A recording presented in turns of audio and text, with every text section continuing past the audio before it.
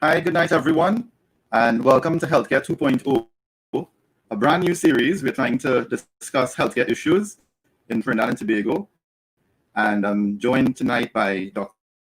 Taureef, and I'm going to add Dr. Taureef Mohammed to our screen right now. Hi, good night, Dr. Mohammed. How are you? Hey, good evening, Navi. I'm good, thank you. Hi. Yes, so I see you have a winter wear. Is it very cold in Canada right now? Yeah, it's starting to get a little cold, like 10 degrees. Not too bad though, but yeah, it's in the fall now. 10 degrees. If we had 10 degrees in Trinidad, it would be a different story, right? Yeah, especially with COVID, maybe. Yeah. Yeah, so Dr. Taureef Mohammed, you are on Healthcare 2.0, where we are trying to talk about issues in our healthcare system in Trinidad. And I'm really thankful that you would join us. I actually have to admit that I'm a big fan of your writing. I know you write in the Trinidad Newsday from time to time. And Yeah. definitely the articles have been very informative and really concise in terms of what happens in the healthcare system. And I know that you have compared the healthcare system in Trinidad with that of Canada, where you are currently studying.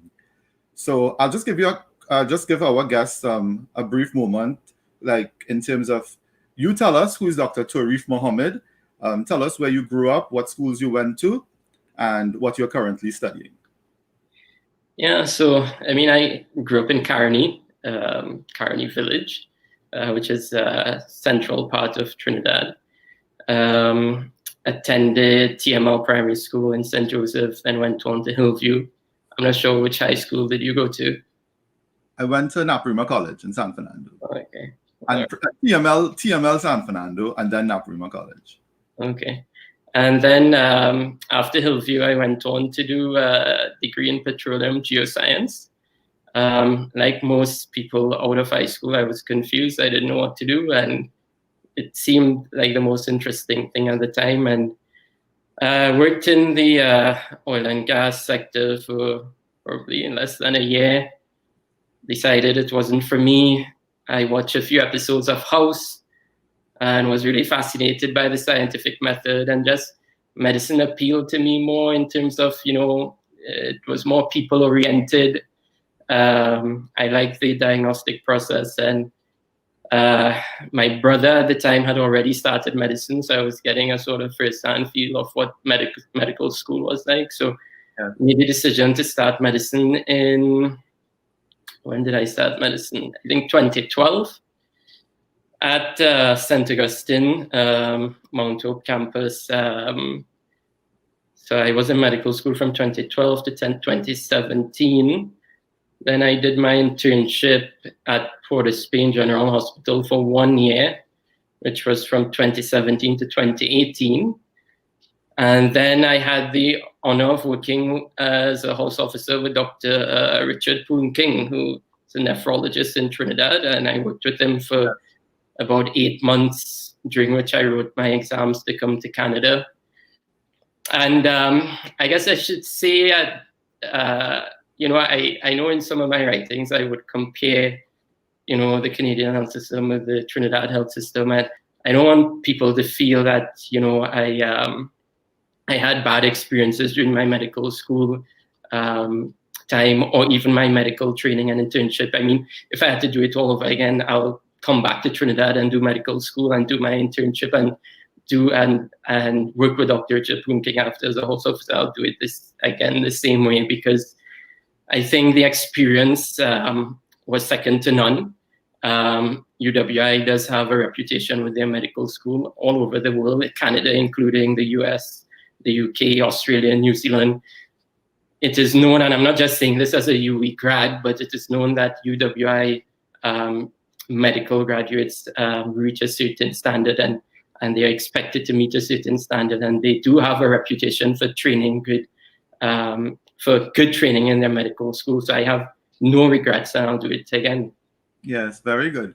So you were saying that your brother studied medicine as well. Where is he now? Yeah, he started medicine 1 year or 2 years before me, and funny enough, he did engineering also before, and then switched to medicine. So sort of the same way. He Two is engineers in the family and 2 doctors. yeah. So he's in sick kids actually right now in Toronto in pediatrics. Okay, very good, very good. So why did you choose internal medicine? And tell us, for persons who do not understand what internal medicine is, tell us what is internal medicine and why you chose that field. Yeah. So yeah, a lot of people don't. I agree. A lot of people don't know what internal medicine is because it really doesn't mean much. So in medicine, in medical school, as you go through medical school, you end up branching off into either medicine, which is treatment of the systems of the body using medication. That's just speaking generally, and then, or you can branch off to surgery, which is treatment of problems in the body by cutting, removing by surgery. So early in medical school, or probably 4th, 5th year, people get a feel for, medicine or surgery. And honestly, like just based on your personality, you could say who looks like they're going to be a surgeon and who looks like they're going to be a medicine person. So or I just... Or an obstetrician. Oh yeah, so obstetrics, and then there's psychiatry. So just medicine is like dealing with the systems of the body using medications and so on. And I just, I like the thinking process, the thought process. It's very cerebral. I was never good at sports. I was the one who wasn't good at sports, not good at hand-eye coordination, not good at batting, not good at any sports really. So I knew surgery wasn't for me. I wasn't good with my hands. So I like internal medicine because it's all, thinking, it's all cerebral, not much to do with your hands really. So internal medicine, so when you go into medicine, there's adults and then there's pediatrics. So internal medicine is generally regarded as as treating adults and the medical issues that come up in adults. And then under internal medicine, it can be divided into systems, so cardiology, nephrology, neurology in some places. It falls under internal medicine, hematology, oncology, and so on. Yes. So that all falls under the broad heading of internal medicine, and then you can just do general internal medicine where you do a bit of everything. I don't know if that's clear. It is. Even when I started medical school and I went into internship, I was confused about like all the names and what everything meant, even house officer, registrar, consultant. I wasn't sure what internal medicine was either. I had to ask that to my cousin who had already graduated and practicing, like, what do you mean by internal medicine? So would you say that Dr. Poon King inspired you as well in terms of going into internal medicine? Yeah, definitely. And now I'm liking nephrology, so he probably inspired me to do nephrology too. But yeah, he inspired me in so many different ways. Like, I think in terms of professionalism and, the profession of medicine, I think like those 8 months working under him, I know it's still very early in my career. I'm just a 2nd-year resident, but I feel like I learned everything that I needed to know about professionalism in those 8 months. Yeah, very good, very good. So how long is the program if somebody wants to go into internal medicine? How long is your program?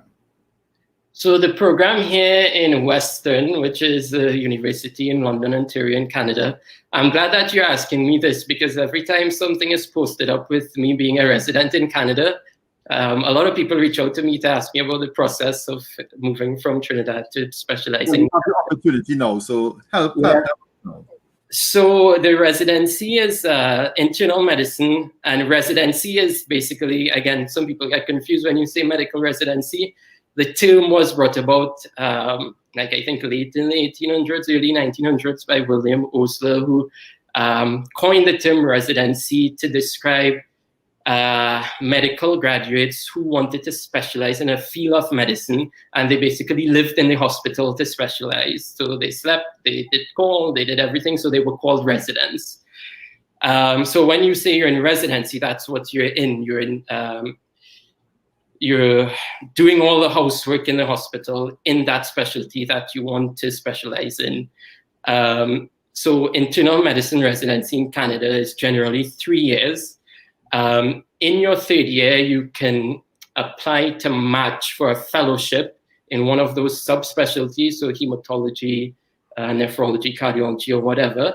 And those fellowships the time could vary, but generally like 2 years. Cardiology could be like more than 3-4 years, but generally you say like 2 years, 3 years fellowship. Or there's the option to do 1 year just to do general internal medicine. And general internal medicine over here, you know, like a lot of the subspecialties are saturated, and general internal medicine is a huge trend here because they're beginning to realize that they need more generalists to put everything together. Like you have all these subspecialists diagnosing and treating in their own silos, and then no one puts it together. So now there's a huge trend for more generalists in Canada right now. Okay. And what exams do you have to write if you're planning to come to Canada? What exams do you have to write? So you do your MBBS in Trinidad, you graduate as a medical doctor. You're thinking about, you finish your internship, you're thinking about the Canadian system. What exams do you have to write? So there are two main exams, or two compulsory exams. One is a multiple choice actually it's a multiple choice, and the second part is like an extended matching section, structured answers or something. So that's called the MCCQE1. And there is also an OSCE that you have to do, which is a typical OSCE that we're all accustomed to. It's like a general OSCE with medicine, surgery, obstetrics, pediatrics. And even the QE1, it's like a medical school curriculum. It's everything: medicine, surgery, obstetrics, psychiatry. So it's just those two exams. And a lot of people ask me, they try to compare, you know, which way is easier, the US, Canada, UK. So in terms of exams, I would say that the USMLEs, I have friends who did the USMLEs and they sound very stressful, like especially, you know, going back to step 1 and all the preclinical work. So I would say the exam process in Canada is probably easier, but the difference is when it's time to match, it's more difficult to match in Canada because, one, you must be a permanent resident to be eligible to enter the match for a medical residency. Unless your government has some sort of financial arrangement with the government of Canada, so some of these Arab countries like Saudi Arabia, UAE, they pay their medical graduates to come here to work as residents, to specialize. So that's one thing that makes the match more difficult in Canada. You have to be a permanent resident. And also the programs are much less than in the US. So in Canada, all of the programs are associated with, I must say I'm not too familiar with the US match, but the programs that you have access to or that are available are less in terms that each residency is closely associated with a university and a university hospital. And I don't know, I get the sense that in the US, there are many hospitals that have they take their own residents. So when you talk about to people who are entering the US match, they apply to like 100 programs, over 100 programs. And you're much more guaranteed to get a match in the US. After going through the rigorous exams, at least when it's time to match, and you're a little more guaranteed about getting a match. In Canada, I only apply to 4 programs. And if I'm to apply to all the programs in Ontario, I'm not even sure it will be probably just about 8. So the programs are very limited to how many programs you can apply to. But having said that, it's not impossible. I know a few trainees here who have matched. My brother matched before me. I had a cousin who matched about 5 years ago in radiology. And then I know someone who matched this year, also in Ontario.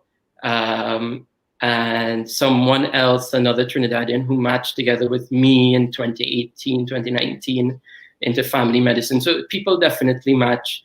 I think the sense that I get from some people is that the wrong way to approach it is to look for the easiest way. It's just to choose a path, whether you're going to the US, whether you're going to Canada, whether you're going to the UK, focus on it, stick to it, and build your application towards it. So start building your CV, start putting things there, start studying, get the resources for the Canadian exams, and just be focused on one path.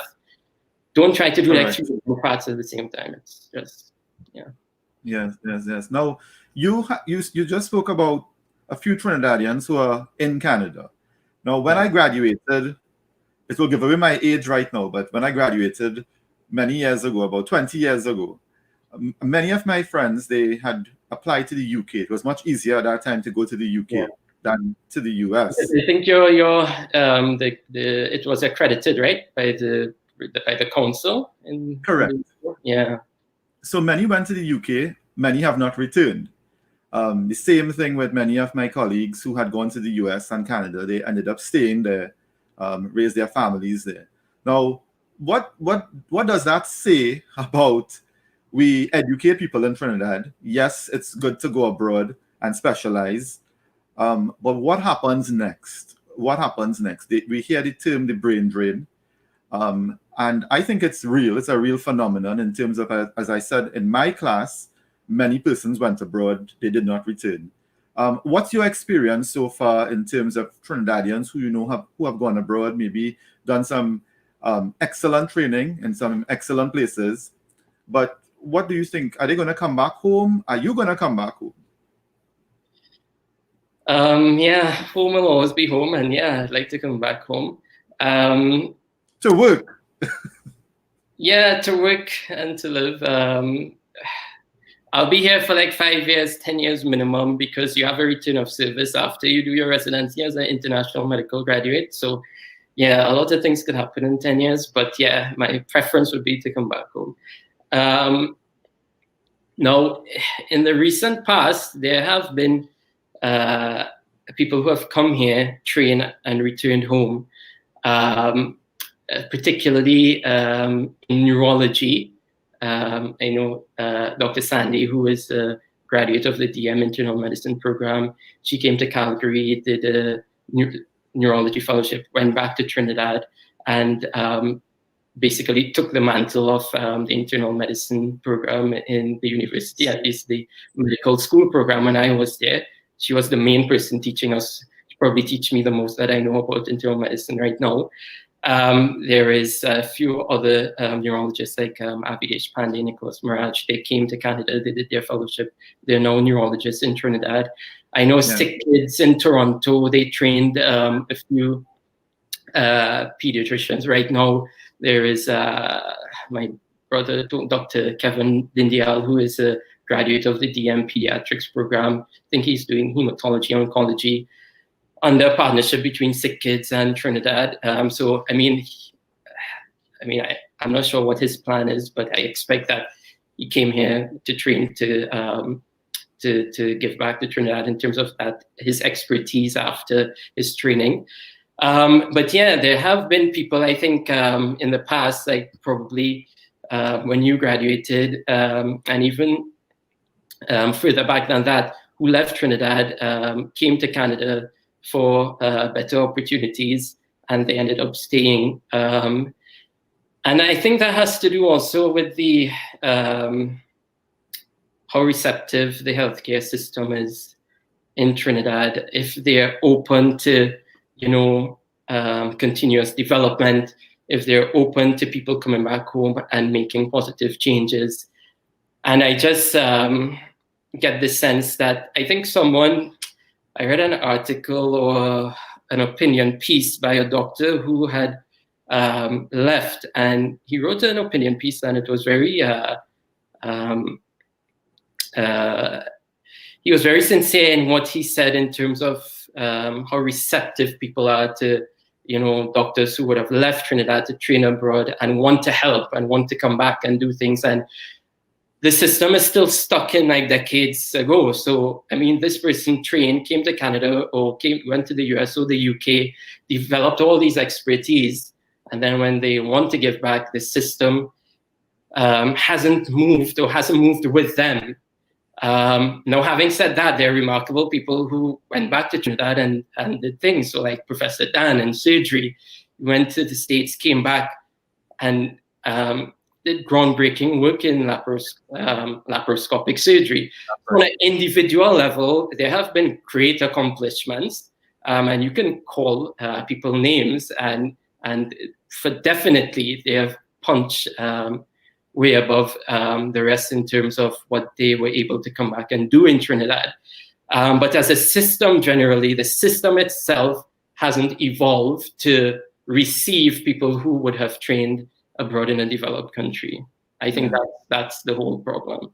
Yeah, because from what I'm hearing from you and from what I've heard from them, persons who come back to Trinidad, you spoke about the system. The system may not be welcoming these persons who have developed these skills, and they're willing to offer these skills. Sometimes, within the Ministry of Health, you have all of these different ranges, and they may not fit into one of those ranges, and you may not fit as a consultant. You may come back as a consultant abroad, but you may not fit as a consultant in Trinidad. So you may have to work as a house officer.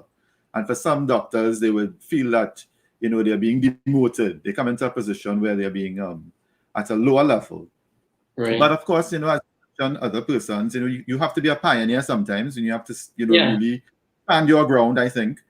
If you come back with a certain subspecialty, and you stand your ground, and if you're passionate, I think you have to make it work for you in Trinidad.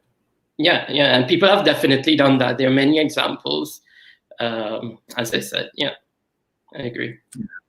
Good. So if there's a young person listening to us right now, two medical doctors, you're specializing in Canada right now, a young person, let's say under the age of 18, and they think maybe they want to get into medicine. They may want to go into research. What would your advice be to them at this stage? What do they need to do at this point in time? Yeah, if they're less than 18, I would say try to figure out yourself. Like try to figure out what you like, what sort of triggers you. Always think about if you had nothing to do in the world, you weren't getting paid to do anything.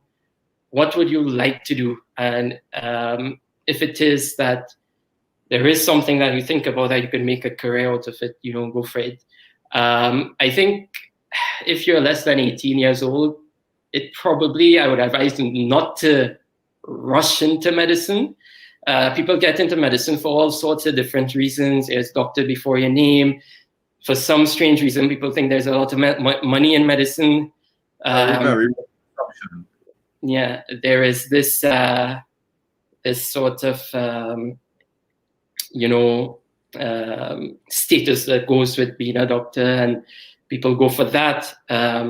I would say if that is if you think, and you alone would know, if that is your motive, don't do it. Do something else. If your motive is that you like the human body, you're fascinated by it, go for it. But I think what I've seen in Canada also is that people who do medicine, it's a mature program, meaning it's a postgraduate program. So people have figured out themselves by the time they do medicine. So they're very mature when they start. They have a good grasp of themselves. They know what they're about. People start medical school here with master's, PhD, with 5-10 years working before, and compare that with starting medical school right out of high school at the tender age of 18, 19. A lot of people haven't figured out themselves yet, and they realize midway that this is not what they wanted to do, and they end up leaving medicine. And sometimes it's too late, because medicine, I remember when I finished high school, I was thinking about medicine. And again, I spoke to family of my uncles, and I was like, I'm not sure about medicine. And they were like, if you're not sure, don't hold on, because when you hold on, it's like holding on to a helicopter, and the helicopter is just going, you can't let go. So it's if you're not sure, just do something else in the meantime. Do a first degree, go and work, figure out yourself, learn about yourself, and something will, some path would become obvious to you. Yes, for sure. Because I know sometimes it's not just about doing medicine. You may have a a passion for genetics, but you could go and do a biochemistry degree and then go and specialize in genetics. You don't have to become a medical doctor in order to get into genetics or to get into any of these other areas that, I think things are going to become cutting edge very soon. Now, what's your experience in Canada in terms of what is cutting edge? What are the new frontiers in medicine? What is your experience there, and how can it relate? How can it benefit Trinidad? Yeah. Well, to be honest, when you work in the institution that I work in is called London Health Sciences Centre. So, I mean, there's a lot of research going on. There's a lot of funding for research, which is a big difference. So you can't ignore the fact that the funding here is much more than in Trinidad, as you would expect. So they're able to put out much more research. But to be honest, I'm trying to focus more on just like the core internal medicine, because I'm like just second year internal medicine. And so I'm trying not to get too lost into all the cutting edge stuff. Probably when I reach like fellowship and so on, I might try to get more into that. But for right now, I just want to like learn the core internal medicine, which is like the basics that anyone could learn anywhere really. I'm just trying to get a good grasp of that. So I'm trying not to get too, drawn out by all the research and cutting edge things. If I had to do it all over again, I would definitely have probably chosen genetic medicine. Yeah. Because I think, that there's a whole scope for genetic medicine in the treatment of disease. Do you come across anything where you are in terms of genetic medicine? Yeah, so especially coming from Trinidad and coming from the Caribbean, we see a lot of sickle cell disease. So I'm not sure if I was listening to the radio, if I just heard this or read this in an email in the hospital, but yeah, there is a lot of research, genetic research that is going into finding a cure for sickle cell disease, because we know, I don't want to say the wrong pathophysiology with regard to sickle cell disease, but it's just like one amino acid. Amino acid basically is swapped or missing, and that's it. That's sickle cell disease. And if you can fix that, then you cure sickle cell disease. So yeah, it was sort of eye-opening to hear about that here, that they are actually trying to find a cure for sickle cell disease. We've seen a lot of I saw a lot of sickle cell disease in Trinidad. I don't see it as much here, but yeah, when you see it, you can see how it really it's a really debilitating condition. Yes, well, the sickle cell, the beta thalassemia, or the thalassemias in general. So it's an area that I usually do some reading up on. I might look at a YouTube video on genetic medicine, and it's really, it's exciting times in the practice of.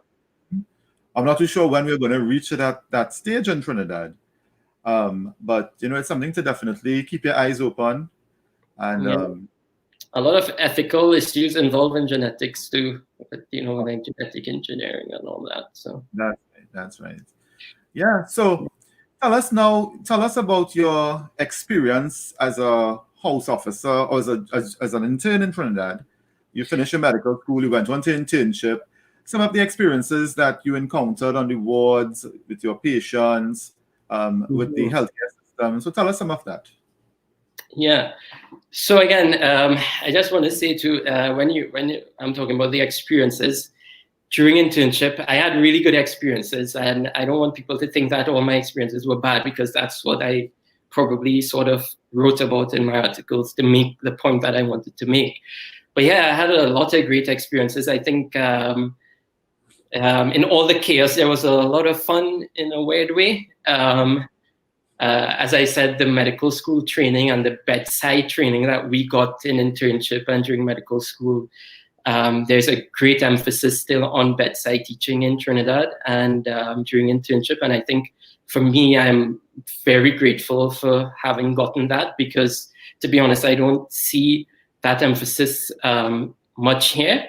There's a lot of rounds in a conference room now. You do rounds on power chart, which is the EMR. So the whole thing about team rounds, it's sort of fading away in developed countries where the EMR and technology is taking over. And as a result, clinical skills is going down. So I am very grateful for that experience in Trinidad. And also working in a resource limited setting, you develop, skills to be resourceful and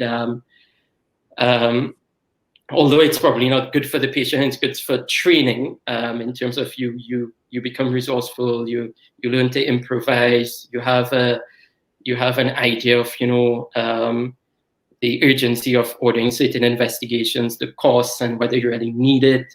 Whereas here, where everything is readily available, you just click and you have a CT scan, you just click, you have an MRI, you just click and you have like anything that you want, really. So you working in Trinidad definitely made me cognizant of the resources and being a bit resourceful in that regard. And in terms of, I guess, the negative experiences, I think, and I spoke about probably my negative experiences mostly in my articles, because those, in the few articles that I wrote, it was the negative experiences that sort of made me or motivated me to write it, particularly the inequality that you see in healthcare in Trinidad. So just generally speaking, and stepping back and looking at the healthcare system in Trinidad, there's the public system and the private system. So I'm just speaking very generally, painting with a broad brush here. Poor people, those of the lower socioeconomic groups, use the public health system.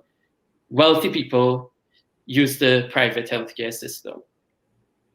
Those who use in the public healthcare system, the public healthcare system is limited in certain aspects, in that they're unable to provide the gold standard for certain conditions and the best treatment. And even the private care, some of the private hospitals can't do it.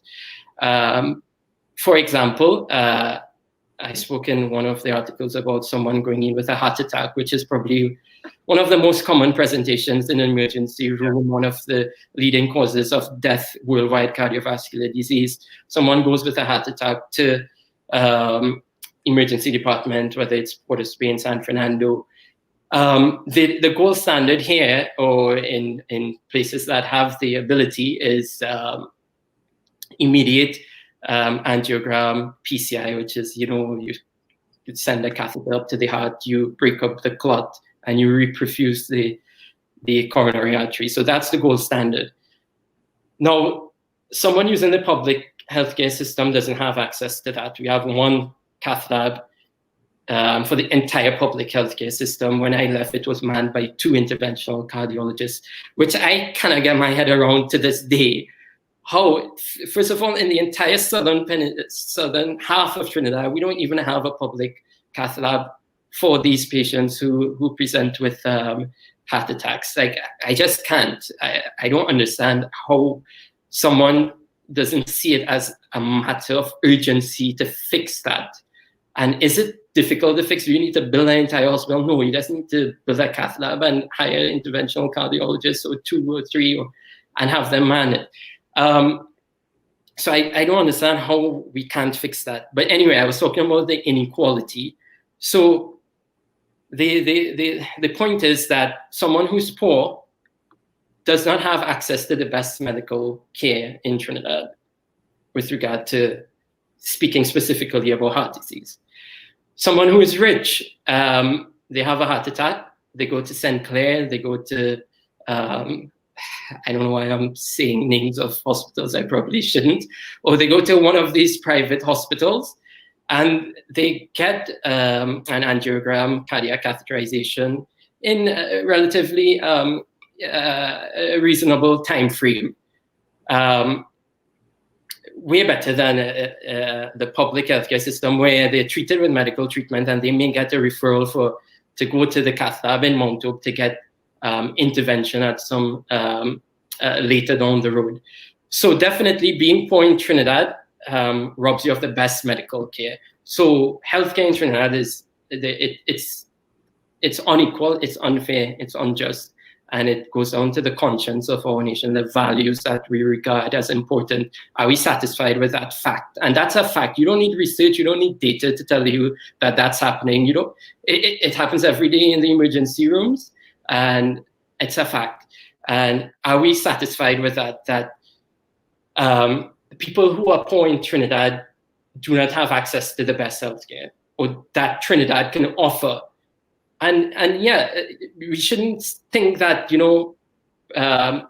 private is private, public is public, and never the twain shall meet, and both are entirely separate. There are interventional cardiologists in Trinidad. There are so many Cath Labs in Trinidad. There's one in the west in Chaguaramas. There's another one in St. Joseph. There's one in Port of Spain. There is one in South. There are Cath Labs scattered all over Trinidad. So why does the public doesn't have access? And then it goes to, how do we fund healthcare? Why do we have all these expertise in the private sector that Trinidadians don't have access to? And it goes to, now that, we had GATE and we had the public funding people who did medical school for the last, I'm not sure how long GATE was in effect, but for the last decade, the public funded people who did medical school, and the public was had in part paid for someone's medical education. So whether they work privately or publicly, the public has a right to have access to it. And they have to design a system that allows them, or design a financial system that allows them to have access to it, whether it's private or public. Yes. Dr. Mohammed, there was recently an article in the newspaper about the Cath Lab in Tobago. And apparently a Cath Lab was built in Tobago for millions of dollars, and it has never been used.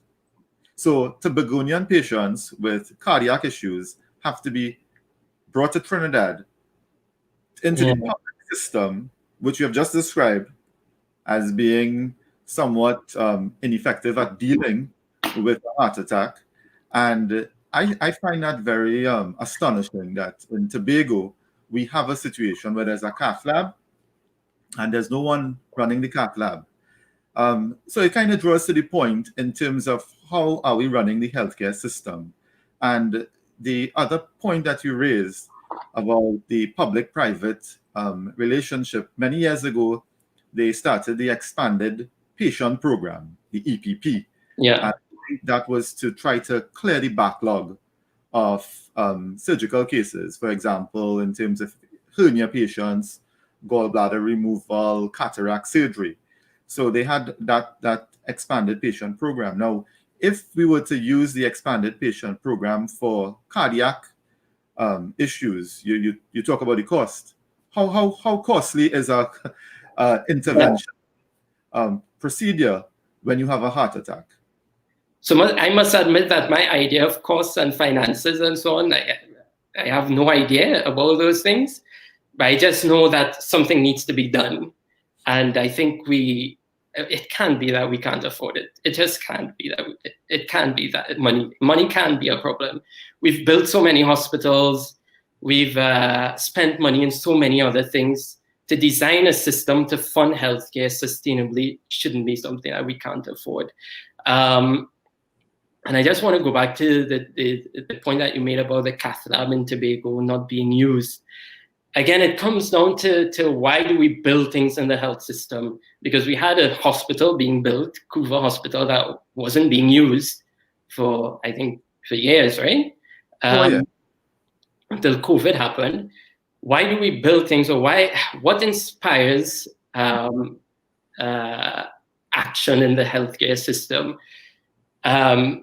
And from what I have seen in the past, and it happened under the People's Partnership government, I saw it with the elections, with this recent elections, that things tend to be, or seem to be, very politically motivated. So you see things going into shifting gear as elections near. Things shift gear. So hospitals are open, health centers are open. And what's the point? What's the intention of opening these facilities? If it's just to win the election, or it's just campaigning. When the election comes and goes, the place will be open, and then what happens after? Things fall off, nothing. And therefore, you end up with things like Couva Hospital and facilities that there was no solid plan in place for continuity. Now, if something is inspired by data, or something is inspired by wanting to get better outcomes in terms of better cardiovascular outcomes in the population, or better timely treatment for patients with heart attacks. So you have certain scientific objectives and targets. Then you build a facility, or you establish a system, and you have things to follow up on. So what inspired that was science, not politics. What inspired that was data. So, I mean, when the election comes and goes, whoever is taking over knows that, okay, these people actually had a plan. These people, was expecting cardiovascular deaths to go down by 10% by 2025. So let's keep at it. Let's continue doing what we're doing. And let's see, maybe they knew what they were doing and they had a plan, and you continue. But when everything is driven by politics and campaigning, and 2 months before the election, there's this drive to open hospitals, open healthcare centers. Then after the elections, do you really think there will be any sort of reasonable, solid, tangible improvement? That's right. No, and we've seen that with both governments, not People's Partnership and the on both sides. Yeah. So we as clinicians, we as medical doctors, you have the nurses, you have the healthcare professionals. We are trained to look after our patients, but then there's the politics of healthcare. And it's the politics of healthcare that has really gotten us to this position, where I could safely say that we are in 2020, and when I went to school back in the 1990s, very little has changed. Very little has changed with respect to the healthcare system. We're talking about over 20-something years, and I'm sure the older doctors would have their experiences. Yes, a few things have been improved here and there, cosmetically, but in terms of patient outcomes, in terms of patients having to go to the emergency room and being seen in a timely manner, that has definitely not changed. In fact, in some cases, it's worse. You go to the hospitals, you cannot get a CT scan working. The patients are being asked to bring their bed sheets. Patients are being asked to bring pillows, to pay for their medication, to bring toilet paper. Now, you're telling me that in 2020, with the resources that we have seen in this country, those are the type of experiences that we have from patients. And you read it in the newspaper. You write articles in the Newsday. There were times when the Newsday had to ask me to give some comments because they saw on my Facebook page, I expressed my outrage of having to go with people to the hospital and not getting a CT scan, having to go privately and get the CT scan. Now, you're talking about what if people do not have money, the $3,000-4,000 to shell out to go to a private institution. So you're expecting to make a clinical diagnosis, as the Minister of Health recently said. He said a stroke is a clinical diagnosis, and I'm suspecting that as a pharmacist, he probably spoke out of turn in saying that, because yes, it's a clinical diagnosis. We want to make a diagnosis of a stroke, but you need a confirmation. You want to know what type of stroke it is, where is this stroke, what sort of intervention we need. And I'm really, I'm still puzzled, like you and many other persons, why in 2020 we still have a healthcare system that is stuck in the 1960s and 1970s. Yeah, so I think you answered that question initially. I think there's just way too much politics involved. Again, decisions have been driven by politics rather than science, and therefore I think politics have kept back the healthcare system. Decisions that have been made, you wonder, what was the reasoning behind it, whether there was any scientific basis for it, and then you realize it's just, one of these political appointees just, decided that this had to be done. In terms of politics holding back the system, it has prevented progression. So every time you have a government changing, everything has to change in the system. Like, this shouldn't be. It shouldn't be that every 5 years a government change, then all the faces in the administrative division in the hospital changes or in the RHAs changes. I mean, it shouldn't be. You just end up spinning top in mud, and whatever the previous government did. So like the extended patient program, which sounded like it was a good program to sort of offload the investigations from the public and get more timely investigations. Yes, that was scrapped. Is that so? I don't know. I can be wrong. It probably was scrapped. It has come and gone in terms of the level of funding and the type of procedures being done. Yeah, so that was a good initiative under the previous government. So that was scrapped. So there's no continuity of policies, and it goes back to the structure of the healthcare system. And I still look at morning edition sometimes. So I think Dr. Fuad Khan was talking a few days ago, and he was talking about the RHAs.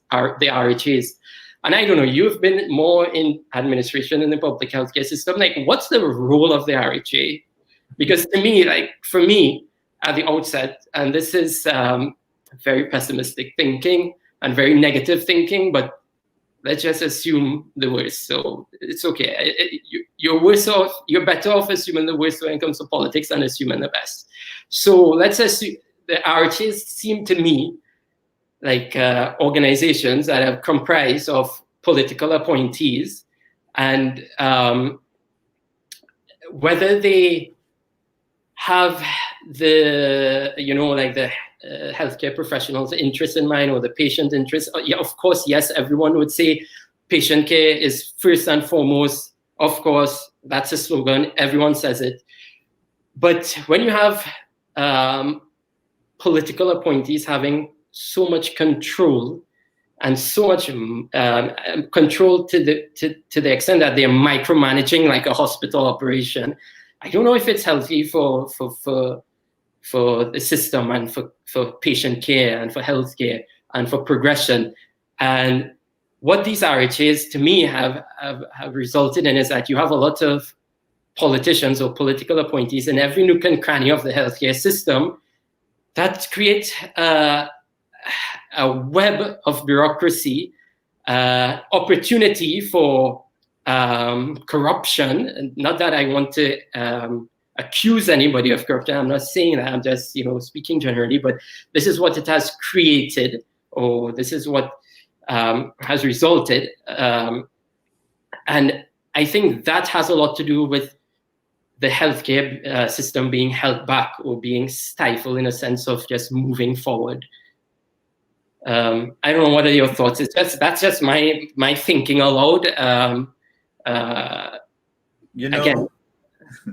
Yeah, the expression square pegs in round holes, or that's basically what you find a lot happening in the administrative side of healthcare.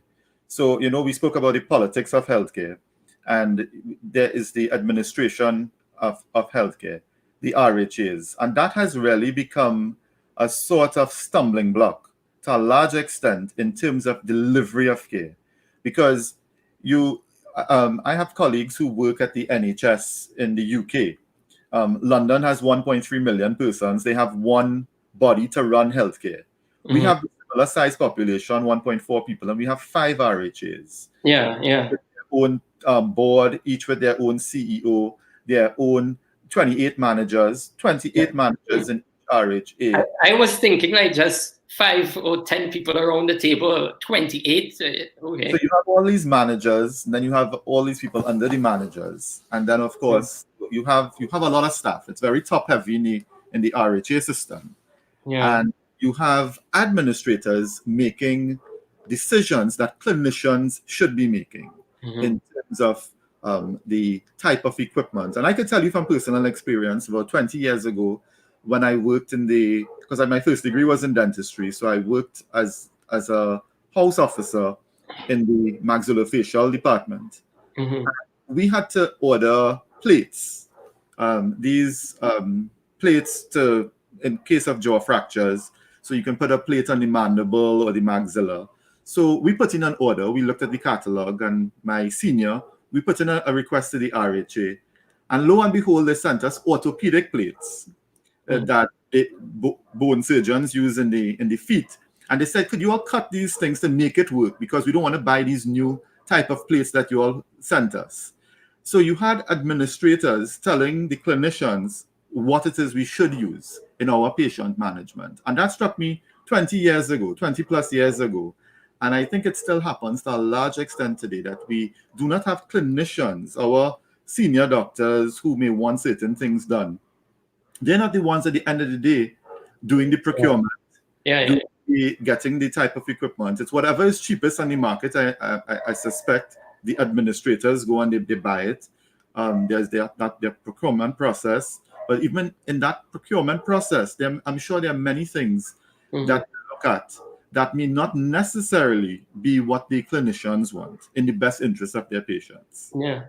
Yeah, and I always thought that, I mean, I didn't work for any long period of time in the public healthcare system. So I think people like you who worked longer, and even those, like some of my friends who are working as health officers, would have much more first-hand experiences. But I always felt that there was a huge disconnect between clinicians and administration,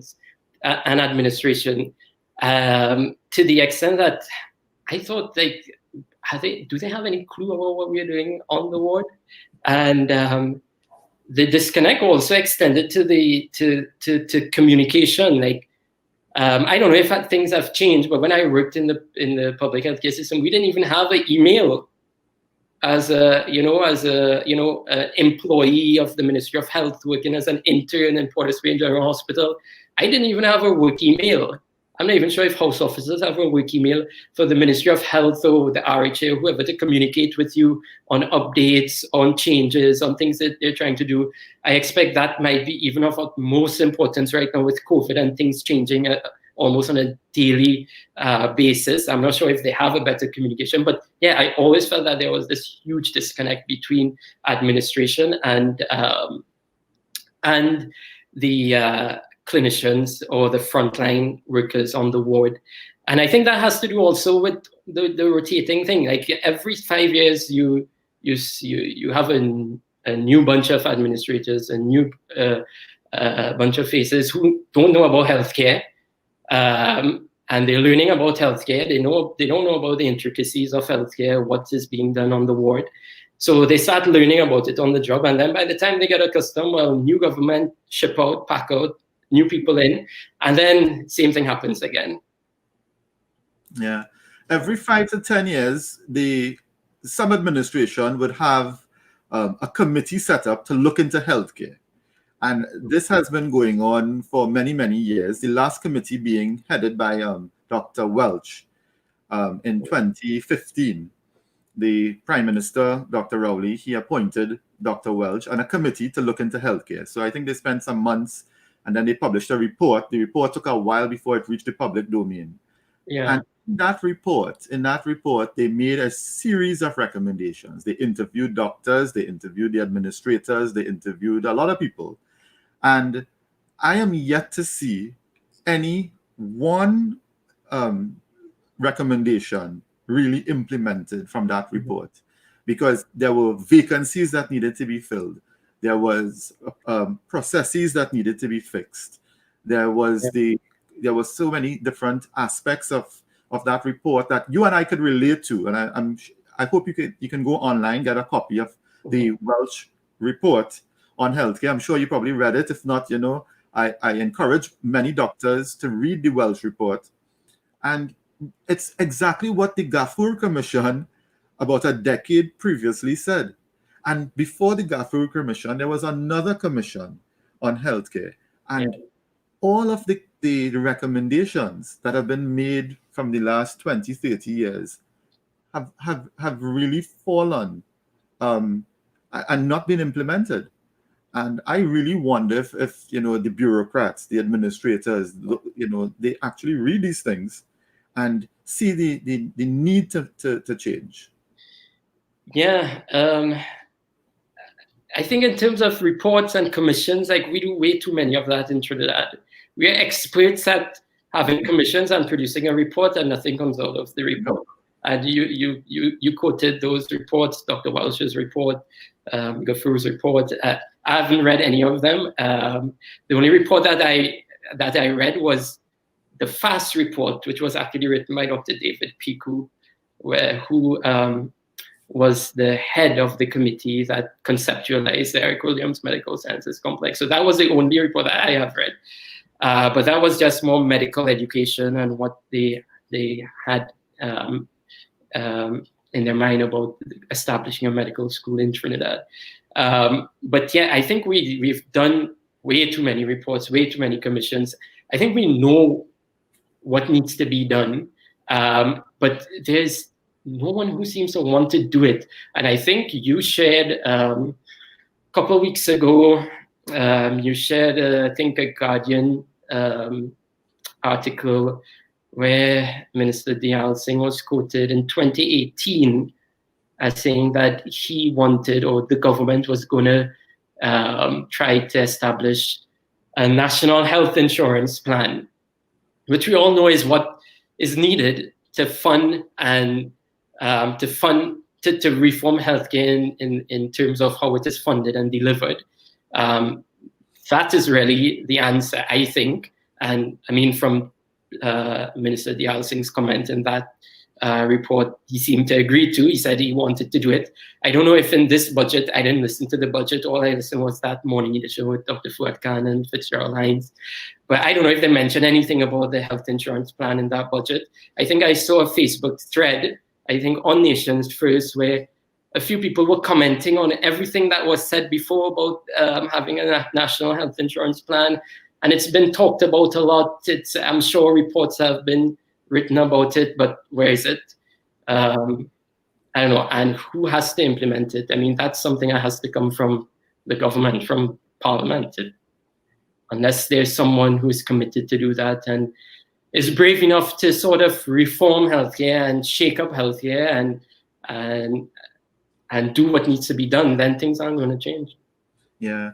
I agree with you. I think that the single most important measure that we can take is to introduce national health insurance. If we introduce that national health insurance properly, that we can have that equality and that we can end that inequity in healthcare in Trinidad. That whole distinction between public and private will be no more.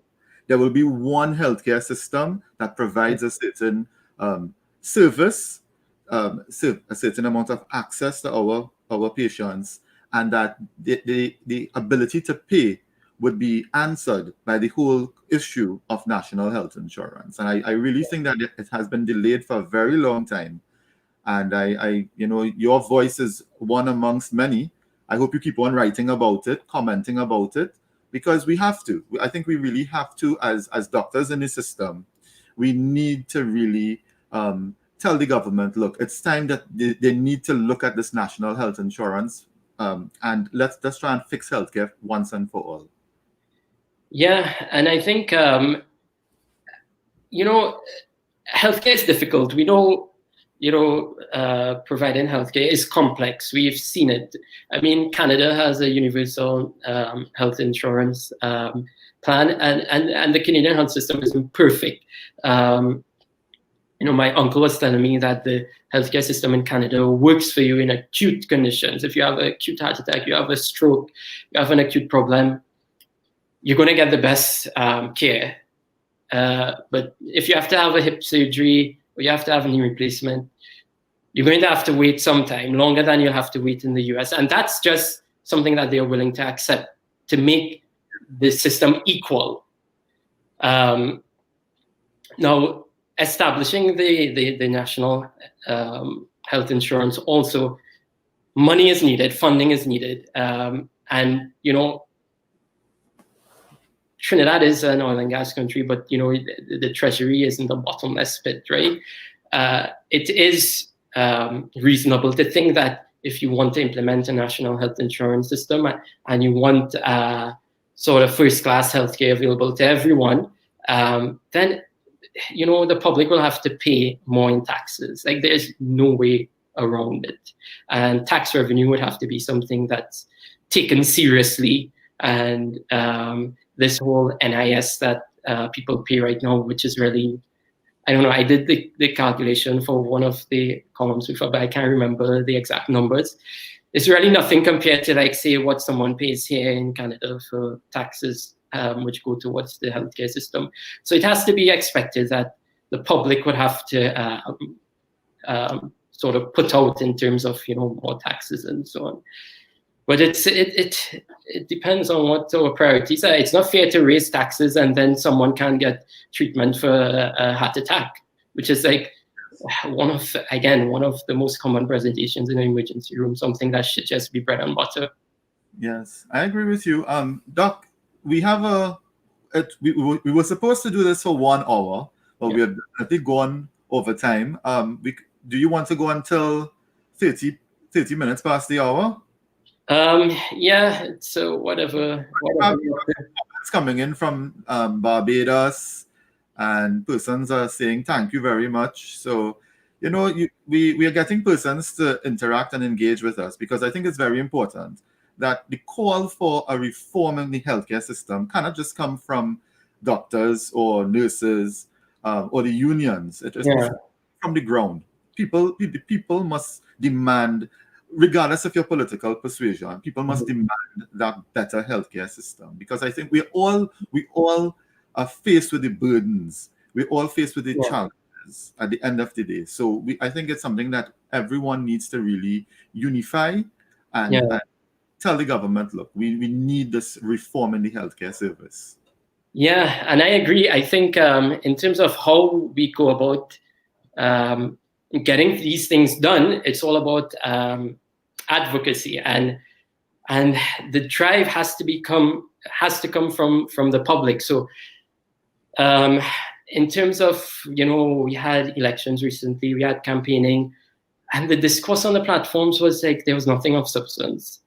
That discourse has to change to, arguing about healthcare, arguing about transportation, arguing about these real issues.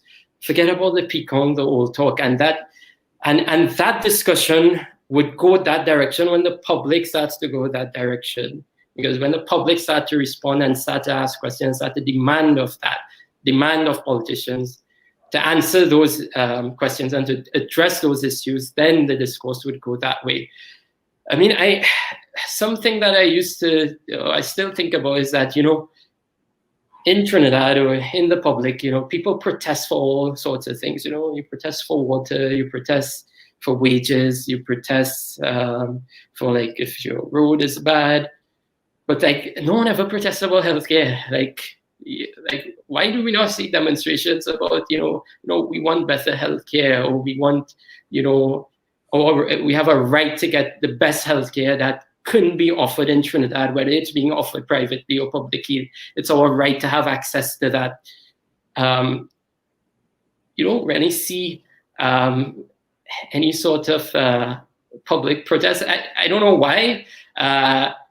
I don't know if healthcare and just health in general is something that, you don't think about until it affects you. Like, I mean, just speaking on an individual level in terms of living a healthy life and so on, sometimes you get lackadaisical, and only when we get sick, then, And I don't know on a bigger sense, on a broader sense, it's the same sort of mentality, that there isn't that urgency until someone gets really affected and it makes its way into the news. And then you have, like, a knee-jerk reaction from the government, as we saw with the recent issue with the CT scan and the unfortunate death of that young lady. And then you have a knee-jerk reaction, but you need to have, like, that persistent public pressure. And it also needs to come, I don't want to leave us out of it, the healthcare professionals.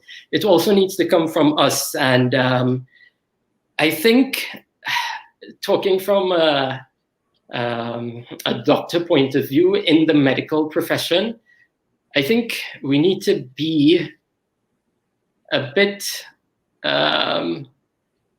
more, we need to be braver in terms of sharing our opinions and our thoughts and our experiences. There is this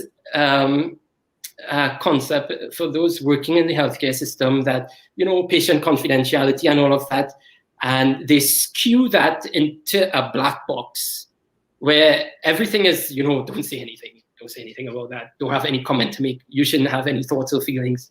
Just do what is done. Everything is quiet. There's this culture of silence. And I think from a healthcare professional perspective, I think we need to sort of break that silence and be comfortable with writing letters to the editor as doctors, as house officers. I don't think anybody could stop you as a house officer to write a letter to the editor or to write a comment. That's basically infringing upon your right of like freedom of speech. I mean, of course, you have to be cognizant of your professional obligations and confidentiality and all of that, but confidentiality shouldn't be skewed into secrecy and silence and creating a black box. So we need more people talking about their experiences, writing about their experiences, and we need to kind of, back off on the whole antagonism against the media. Like, I mean, the media is there. They aren't a public relations outlet. They aren't there to say nice things about people. Their job is to keep an eye, and as they say, guardians of democracy. And yeah, they may get things wrong at times. They may not show your point of view, and one of their stories may come across in a way that looks a bit, that shines a negative light on the medical profession, and therefore everyone gets upset in the medical profession and says, typical media, typical this, forget them. But we have to start sort of embracing the media and engaging the media and appearing on programs, writing letters to the editor. Otherwise, there will always be this disconnect and this black box, and everything will be stagnant. Nothing will change. Nothing would move forward. And talking about engaging the media, the TTMA, actually, a couple of years ago, they held a workshop for a few of their members.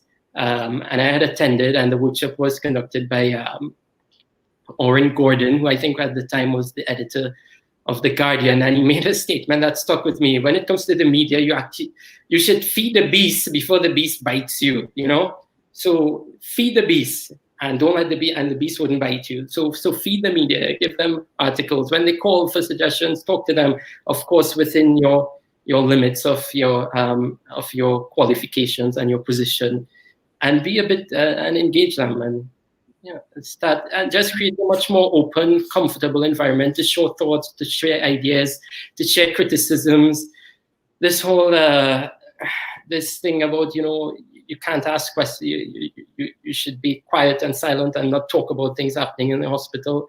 There's no reason why that should be like that. In other countries, in the UK, when COVID happened, the first people who started to write in The Guardian was like people on the front line, bashing the government, like no let up about PPE and about the rubbish that the UK government was doing initially when in the early days of COVID. It was all frontline workers. So I think we need to engage more a bit in advocacy in terms of as professionals, as healthcare professionals. And yeah, you're doing it, and congrats to you on taking that initiative in doing these programs. Yeah, and you as well, Dr. Mohammed. I as I said, I've seen at least 4 articles from you over the last year. 4 articles I've written more than that. Yeah, I've read them, I've digested them, and I know we resonate. We certainly resonate on those issues that you have raised. Now, what do you see as the role of the Trinidad and Tobago Medical Association? You mentioned the TTMA. In terms of bridging that gap between the doctors and the Ministry of Health, how could we use the TTMA as a body? Yeah, so I think the TTMA is actually stretched right now because they are filling a gap which I don't think it's their obligation to fill, which is that gap between doctors and their employer, which the gap should be filled by a union. And the TTMA has tried to sort of advocate in terms of for their members, especially when there was the internship issue, especially for the junior doctors who are coming new into the profession. The TTMA has tried to advocate for them. I mean, but the TTMA as a medical association, I think their role has been, or if I understand it correctly, is really for their members, to serve their members in terms of education, in terms of continuous medical education, in terms of planning events, and ensuring that the profession is taken care of in terms of training and competency. But in terms of that gap between the Ministry of Health and the doctors and the employees, I mean, I don't think that's the role of the TTMA, or I don't think that's the duty of the TTMA. So I think they've just been trying to, because that's a vacuum, and nature abhors a vacuum, and they've really had to just, step into that gap and fill it. But I mean, and kudos to them who've been trying to do that tirelessly. It's not their job, and they still try. And I think they're doing a good job. They're probably one of the, I mean, I don't know of any other organization in Trinidad who advocates for medical professionals as much as the TTMA. Is there any? I don't know. At least when I was an intern, there wasn't any. Yes. MPAT, in many years ago, MPAT was a very, vociferous body in terms of, getting better wages, better conditions for the doctors. Well, as you said, I'm not too sure what is the status with MPAT at this point in time. Yeah, I'm not sure. I don't know. I never had any interactions, any correspondence from MPAT. I guess, I'm not sure. But I can tell you a difference between Canada and Trinidad, at least from a junior doctor perspective, is in Canada, there is a resident union that advocates for residents. So this is, the name of the union is PARO, P-A-R-O. So you can go on their website, you can see the work that they do. And they advocate for residents to the extent that they outline residents on call in hospitals, what their call room should be like, what they should have in their call room. They should have a bed, they should have a pillow, they should have a lamp, they should have a desk. All of that is outlined in their constitution and their policies. Any issue that comes about with residents and people taking advantage of residents, or the administration, or even, the staff isn't covered by PARO. This is just for residents, and which would be the equivalent to maybe house officers in Trinidad in terms of, like the position you occupy in the whole hierarchy. So this is a union just for residents who negotiate pay for residents every year. They negotiate work conditions, they negotiate vacation leave. I'm told that right now, there are house officers who are working on locum contracts, 2 weeks, that is extended indefinitely every 2 weeks, every 4 weeks, or whatever. And they have no access to any vacation. So these people are just working non-stop, literally, no access to any vacation leave. And if they say, okay, they need a rest now, then they have to give up their locum. They're not guaranteed a job again. That is scary, to think that young doctors don't have a representative to advocate in terms of not what the TTMA tries to advocate in a PR sort of way, but in terms of a professional advocacy, like negotiating wage conditions, negotiating leave conditions, negotiating stipends for call. I never knew what stipends for call was until I came here. They have stipends. Okay, home call is X amount of money. If you're on home call and you spend X amount of hours, then you qualify for in-house call. In-house call is that amount of money. And that all of that was negotiated by the resident union. And I think it's scary to think that junior doctors in Trinidad, and I feel really bad for like my colleagues over there, and they don't have that sort of cushioning or protection that I feel like I have here, working in such a high stressful environment. You really need that protection. You need someone to advocate for you. Otherwise, they're going to take advantage of you. And I feel like junior doctors, house officers, are without a doubt taken advantage of. Interns and house officers. Yeah. I mean, it's without a doubt they're taken advantage of. Yes. A lot to talk about on that topic, but let's just move across to COVID and your experience with COVID in Canada as a doctor. You're a frontline doctor. What has been your experience with the COVID-19 pandemic in Canada? Yeah, so The first wave in Canada, I think, was around March, April. When I wrote the articles, that was the first wave, because that sort of inspired me to write the articles. And also because of the first wave, they shifted to a 1 week on, 1 week off system, where I had the time off 1 week to write the article. But so that first wave, it was definitely a sort of novel experience, an experience that I hope not to ever experience again in the rest of my lifetime, and an experience that first time experience for a lot of people. I mean, my grandmother is like above 90 years old, and it's the first time in her lifetime she had an experience like COVID and everything that came with COVID. So it's definitely a first for most people. And working in the hospital, it was definitely strange because our hospital, at least in London, Ontario here, I always have to say Ontario because people get confused with London, UK. At least in London, Ontario, the hospitals never got overwhelmed with cases.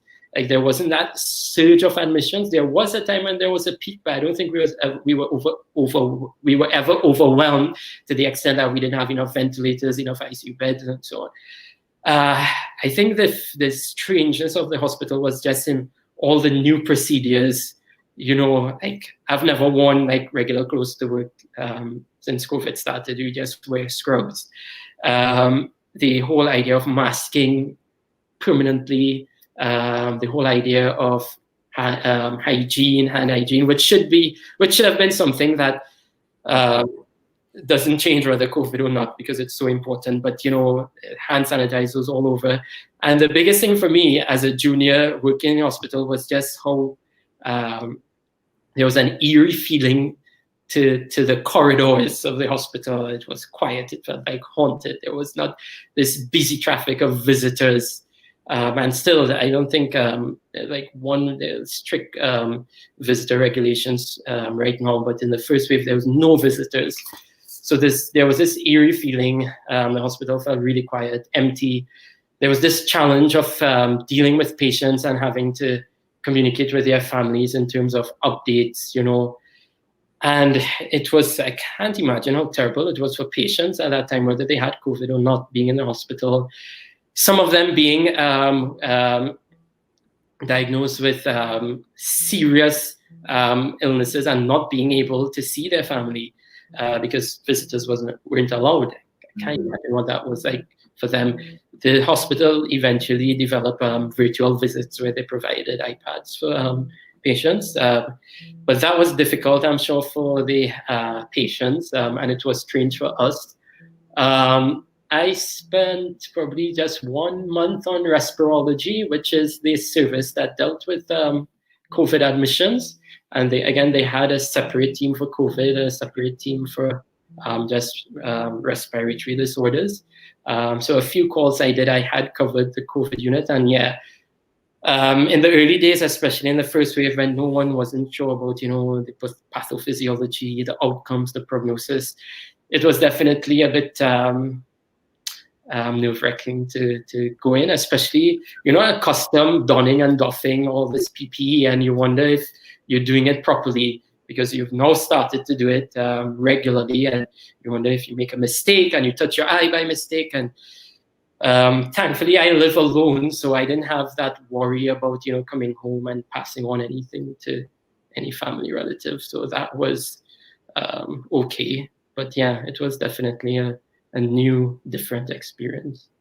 Yes. What do you think has been the COVID response in Trinidad?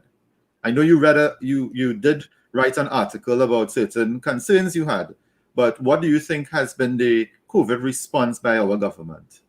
Yeah. So it's such a dynamic situation, and it changes a lot. I think initially, in the first wave, when, you know, epidemics were happening in Europe, UK, US, I mean, I think Trinidad joined the world in a strict lockdown. And I mean, I think at the time it was the right thing. I can't think about any other way that like, you know, that things could have been done. There was a lot of uncertainty at the time. People weren't sure what to expect, how does this? We weren't even sure how it was transmitted. Like there wasn't, whether it's airborne, whether it's droplets, whether it's both. So I think at the time with the first wave, the total lockdown was justifiable, and I think was the right thing. And I think this goes back to what inspires decisions in the healthcare system. I think there was a clear indication from the Minister of Health, from the Chief Medical Officer in their daily briefings that they were trying to base their decisions on WHO and the guidelines that were set by them. So they were trying to make scientific decisions. So I think from that, in that aspect, that was the right thing too. And we can learn from that. Why can't we translate that into the next healthcare system where everything should be science-based? Our decisions should be inspired by science, inspired by data. And I don't know how involved the RHAs are in COVID, but I don't know. They seem to not be very involved in COVID, so that's proof that they're probably not very necessary, maybe. I don't know. It's just like a hypothesis. So I think that first wave, that response was good.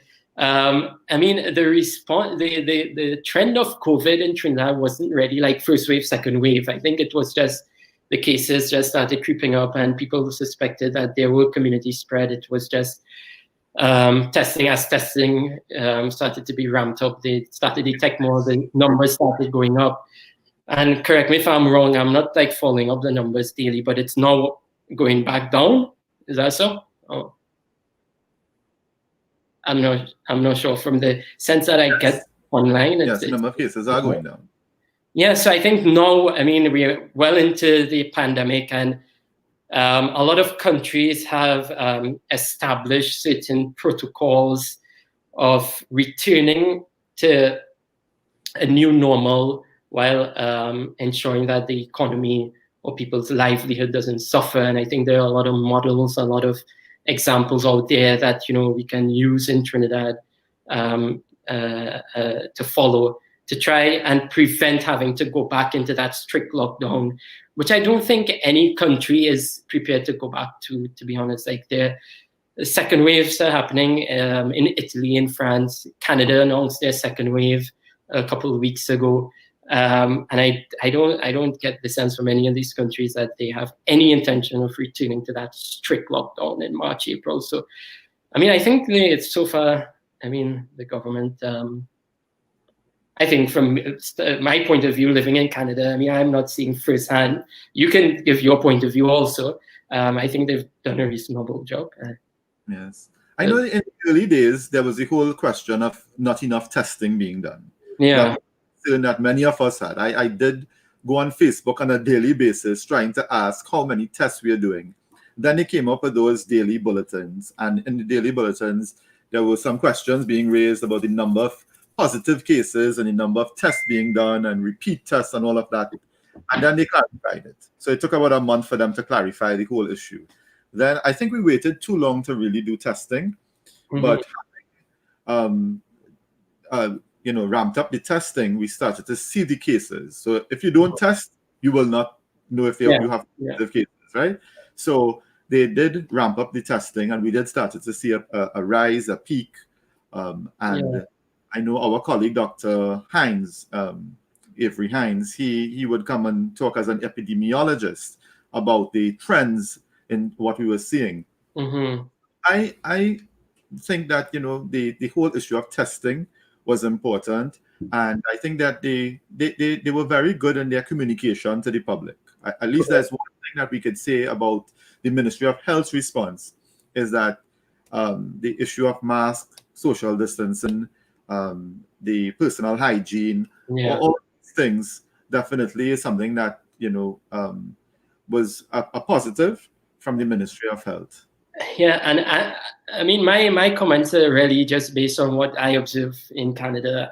I think like someone who is working on the front line in Trinidad in the public health system, I mean, their take would be much, their opinion would be much more valuable to that question. Like, what I think or what are the thoughts about the government response, I think their experience would be much more valuable. And I say that because some of my colleagues, have, casually hinted to me that things weren't always the best. The communication wasn't always the best. And I think I read an article or a letter to the editor or something where the medical professionals, I think it was it Ira Mathur who wrote an article about a young doctor. Yes. And yeah, it was very worrying about the lack of communication between the Ministry of Health and the frontline workers. I mean, the Ministry of Health, yeah, the communication to the public is good, but it sounded like the communication to the frontline workers was terrible. And that's not surprising because when I was there for that brief period of time, the communication, there was this big gap between employer and employee. So I think maybe I'm tempted to just take that comment back to say that the government did a good job, because I think I don't have the experience or enough knowledge or first-hand knowledge to judge the government's performance on COVID from a healthcare professional perspective. I don't think I should be doing that. I think someone working in Trinidad in the front lines, I think that's a better question to them. Maybe you can have someone on your program talk about that. I think their experiences, you would get varied experiences, I think. Yes. So, Doc, it's now 30 minutes past the hour. We have been speaking for an hour and a half. Yeah. And I feel there's so much more we can talk about. Definitely, we touched on a little bit of everything. Yeah. There were many things we left out, and there are many things that we could have gone into more in depth on. I definitely think we should do this again sometime. Yeah, it was a pleasure. Thank you for having me. It was definitely enjoyable and exciting to be here and talking to Trinidadians, colleagues who work in Trinidad. Change from talking to everyone here in the hospital in Canada here. I hope I sort of connected with some of my friends and colleagues in the hospitals, and I'm sure I'll probably get their feedback and their criticisms. And that's the next thing, I don't expect everyone to agree with me. I don't think my opinions are worth anything more than anyone else's opinions. But I think, I hope by my appearing here or by my writing, that other people are inspired to share their experiences, share their opinions, share their ideas, share their criticisms, trash it out. Don't be afraid. And that's how you build a democracy. There's the freedom of thinking, right? And no one could stifle that. No employer, no ministry, no boss could stifle your freedom of thinking and speech and thought. That's right. I know, because when we took the oath as a medical professional, we wanted to do no harm to our patients. And sometimes it's very difficult as clinicians. You are on the ward, you cannot get a CT scan, you cannot get blood reports, you cannot get the service that you want. And you think that your patient is here now, and your abilities are now being tested, as you said, in a resource situation where the resources may be limited. You have to improvise. And I used to improvise on the ward all the time. It's good for us. It's good for us who are training, but it's not good for patients, right? The patients need as many resources as possible. If you get all the resources for the patients, they should have it. I mean, it's good for training purposes that, there's more emphasis on the physical exam because you don't have access readily to all these investigations. So it's good for our training. But from a patient care perspective, I mean, it's not good. That's right. So, Dr. Mohammed, let us continue to advocate for better healthcare for our patients, for better conditions for our doctors, our nurses, our healthcare professionals. We want the best for them. It has been challenging, but I think we need to continue to advocate for the national health insurance. I think whatever we can do, whether it's via our articles, by our networks, we need to get it. We need to have that conversation going. We need to have that conversation on national health insurance. There are many variants. I've done some research on health systems in Canada, Germany, Singapore is always a model to look at. But we need to do something for ourselves in Trinidad. Right. And we need to keep that discussion going. We cannot just say we're going to wait for 5 years and hopefully somebody else will come and discuss national health insurance. We need to do that now. We need to advocate for that now. And we need to continue to really advocate for that. So your closing comments, Dr. Mohammed? Yeah, again, thank you for having me. It was a pleasure. It was, I enjoyed this. As I said, I hope my participation in things like this and whatever few articles I wrote in the past inspires others, especially working in the healthcare system in Trinidad, to share their views, to share their opinions. Because, I mean, working here, the longer I'm here, the less connected I'll be with Trinidad, and my first-hand experience I wouldn't have that first-hand experience. So I hope this inspires people in my position in Trinidad to sort of to share their opinions, share their ideas, write articles, engage the media, and advocate. And also, I mean, the public also, in terms of probably educating them in terms of the healthcare system, understanding what's medicine, understanding the healthcare system and what their role is in making sure that the healthcare system is improved. That's right. Well, thank you very much again for coming on the show. If you have not read Dr. Mohammed's articles, I will post the 4 articles from the Trinidad Newsday onto the link where this live took place. So you can definitely read Dr. Mohammed's articles. You could understand his thinking, and you could see his passion for healthcare in Trinidad and Tobago. So I thank you for joining all of those who left comments. Dr. Mohammed, you probably have some time to go through the comments afterwards. And if there were any questions, you could probably answer some of those questions there. But I want to thank you for joining Healthcare 2.0. This will be a series of conversations we'll have. It's all designed to improve healthcare in Trinidad and Tobago. If you want to come on the show, you could message me on Facebook, or you can WhatsApp me at 475-8123. We definitely want to get as many voices on the show as possible to really advocate for a better healthcare system in Trinidad and Tobago. So I thank you very much, Dr. Mohammed. Thank you to the guests, to the persons who were on the live, and look forward to you next time on Healthcare 2.0. Yeah, thank you. Okay, Dr. Mohammed, thank you again. Take care.